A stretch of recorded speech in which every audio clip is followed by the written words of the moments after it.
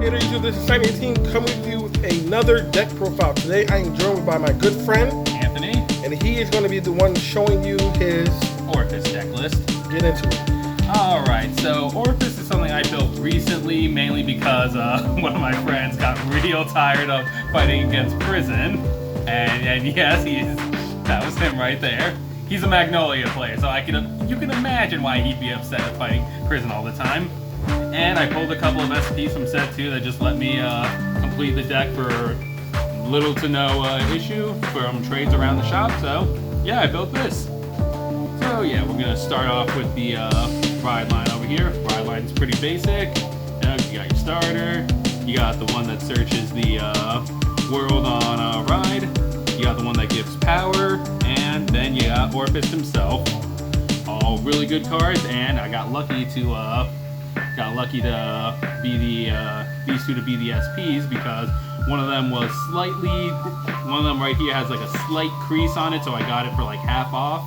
But you know, crease doesn't matter, still a pretty good card. And this I got for like $10, so you know, real good value. Wish I could SP out the full ride line. But then again, I wanted to do the same thing with Seraph Snow, but Seraph Snow is like a $50 SP, so screw that. And then, you know, got your 5 Shadow Army tokens. You know, can't really play the deck without them. Alright, for the main deck over here, obvious, 3 extra Orfist, because, you know, Persona riding and gaining advantage through 2 counterblasts is pretty nice. Pay 2 counterblasts, get 3 Shadow Army tokens. And then he's just by himself, he's an 18k swinger. You have a Shadow Army token boosting him. He's 33, pretty strong. Now for the next guys, running 2 Lightning Thief monster Javatail. Javatail is really good against what do you call it, heavy rearguard centric decks where you know, there's stuff in the back row you kind of want to snipe, and he's got the ability to do it as long as the world is Abyssal Dark Knight. We'll get into the worlds in a little bit as well, but we'll be covering most of the main deck here first. And then as a tech 1-up slot that I really like is Cardinal Draco Zelgio. Zelgio is actually really good, what do you call it, if you got him boosted by a Shadow Army token and you maybe hit the Persona ride, maybe give it through a few triggers onto him. Because his effect is that you can Soul Blast one and retire a Shadow Army token to make it so that when they're guarding, they have to guard with 2 or more cards. Even if they have like an over trigger that would completely guard the attack, they still are forced to throw down an extra card to guard it. If any of you are familiar with Battle Door from V era, yeah, that's basically this effect right here, just forcing more guard. We got 4 of the new guy, Cardinal Draco Alvarad, or Alvidad, or however you pronounce his dang name. He's pretty good, more for like the control aspect of the game, because his second effect down here, his auto is that at the end of the battle that he attacks if we just retire a Shadow Army token to retire a rearguard of the opponent. So, you know, just simple control. Very easy to accomplish. And then his continuous effect over here is that if our world is Dark Knight, then he becomes a 12k poker, and if it's Abyssal Dark Knight, instead we get to become a 15k swinger. So we get to whack at Vanguard for like small little pokes to drain cards from their hands. Next is 3 Bulbamine. Don't think there needs to be any explanation. All rank 8 decks run this guy. Throw him into Soul. You have a set order, counter charge. So it's a +1 to Soul and a counter charge. So, you know, when it comes to the world, that's very relevant. And now another new addition that we got in set 2 is Cardinal Prima Eclopa. Eclopa is actually really good in the mid to late game because her effect is that during the battle where she boosts or is attacking, you get to retire a Shadow Army token to counter charge. Keep in mind, like, that's the only effect. You don't have to throw her into Soul, you don't have to retire her, she can stay on the field, and if there's no way for the opponent to sniper. It's just a constant countercharge resource, so you can keep on summoning tokens, you can keep on paying that resource back with the Clopa, and you know, really good, real good to have a more consistent countercharge. Wish Sarah Snow got that. Now another one of the new guys on the block, Cardinal Thumberine. She's pretty dang good. When she boosts the Shadow Armor token, she essentially just doubles its attack, and at the end of the battle that she boosts, you retire both her and the token that she boosted to draw a card. So she pays back for herself, and she creates a, at bare minimum, 38k swing, which is really, really big. A lot of decks are going to have trouble just starting that with 2 cards, or this might even force out a perfect card if you throw a few triggers on it. Overall, really, really big card. Now we're getting into a couple of the worlds. Now, because I built this deck just recently, I don't have the perfect amount of worlds that I would run, but for now, what we're running is 4 of the Eclipse Moonlight. This is the one that you play with by paying a counter blast, and when you do, you get a free Shadow Army token, which is good for like early game board presence. Like you can search this out with your grade 1 over here. You take, if you're going first, you take a hit, then you call a token, call another unit, then you can start doing a little mini rush. Because it's searchable, I would use once I get the other ones that I prefer to run, I'd probably like put this down to 2. But I think 2 is a more comfortable number because it is paying a counter blast, which is kind of suspect. So for the one that I would take 2 out and replace with, it would be Howling Moonlight Night. This one's just simple card cycling, simple world activation, Soul Blast, and you draw a card, just cycling through your deck, hopefully getting more resources to push for more power. And then we're running 3 in the Darkness Nobody Knows. Once again, another little nice control tool that Orfist has.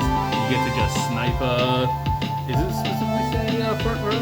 Yeah, it says front row, and you get to snipe a unit. Kind of sucks that in the Bastion matchup when they're playing that one grade 3 that just can't be targeted, but it is what it is at the end of the day when it comes to that. So yeah, like I said, if I had my way, I'm probably going to order in the mail. I'd replace these 2 to get more of the Howling Moonlight Night. But, you know, until then, this is what we're running.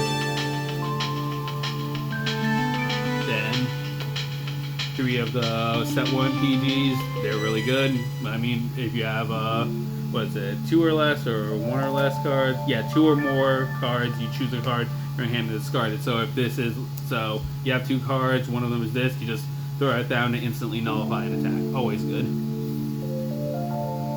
Now for the trigger lineup.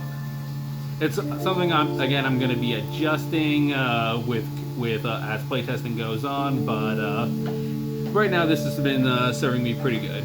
We're running 7 fronts, 4 of which being the new one over here. The new one states that if your opponent's Vanguard is grade 3 or greater, you get plus 5k shield, a solid 20k defensive wall. That used to be what heal triggers used to be in V era, but we changed that because Bushiroad really wants to push for people to play fronts. Which in this case, it's taking big columns and just making them even bigger, so that's really good. If anything, maybe cut 1 or 2 for like an extra draw or something, because you know, you'd want more defenses in your hand. You know, dig for PGs and such. Then we're running 4 critical triggers. Probably gonna order the ones in the mail that match because I like the Cardinal aesthetic a bit more than the Space Police. 4 heals, you know, 4 heals, pretty standard. There's the 2 draws. Again, probably might change out 2 of those fronts for more draws, but you know, we'll see where it goes. It's been serving me pretty alright so far. And last but certainly not least, the over trigger. This one is very much an overtrigger that I both love and hate, mainly because it really does suck when you hit the overtrigger early and you have no rear guards to capitalize with it, or you've been board wiped and you can't really pay the cost for Orfist. But when it does come up in the early game, and you have the rear guards to capitalize off it, and the opponent doesn't have much cards in their hand to guard with, it can be just a straight blowout of like 2 to 4 damage just instantly. So what would you recommend this one over the Cray Elemental? Yeah, the Cray Elemental, yeah, it is good because basically you can give one unit 1 million, then you can choose an additional unit to give another 1 million. But with this one, it's doubling attack and critical, and I feel as though, like, while it's a bit easier to guard, if you're doubling up the Shadow Army tokens, then by themselves, that's they're 30k, meaning that's 20k shield to block. That's usually like anywhere from 2 to 3 cards if they're not using a perfect guard. So that's already like highly relevant, and God forbid it's boosted by like even more Shadow Army tokens, or Alvarad, or the grade 1 that just gives an additional 15k, Thumbelina. Like, it's very much player preference, although I would say the Brancade Overtrigger would be my preferred pick. Okay. So that has been the Orfist deck. So any final thoughts on the deck and why someone should try this deck out? Overall, it's very much a very simple deck to get into. There are other decks like say Barra Magnus or Bruce, where you have to think a little harder about like, oh, how hard do I want to go in? How hard do I soul charge? Am I soul charging a bit too much? With Orfist, it's a bit more like you have to manage your counterblast resources, but if you're running as many Bulba Mines and Eclopas as you can to mitigate those costs, then it's very easy to keep up tempo where you're able to call 15k beaters for 2 counterblasts and not really use anything from your hand. So if you want to stack, let's say you want to go 8 draws just to make sure that you have constant like hand size, and you're still just swinging away with huge Shadow Army token field swings. It's a pretty decent strategy, but if you want to use your grade 2s and grade 1s for like more control aspects, you could also do that. It's very easy deck to play. It's not the absolute like strongest world beater, because unfair stuff like Bastion exists where they can just daisy chain, but overall still a pretty fun deck. I definitely recommend it. Alright, that has been my good friend Anthony and his thoughts and his deck profile on Orfist. If you guys like what you saw, if you have any questions down below, leave a comment down below. Please like, subscribe, and share this video with all your friends, especially those who want to get into Vanguard Overdress, or those who are interested in the Orfist build. And as always, we'll see you later.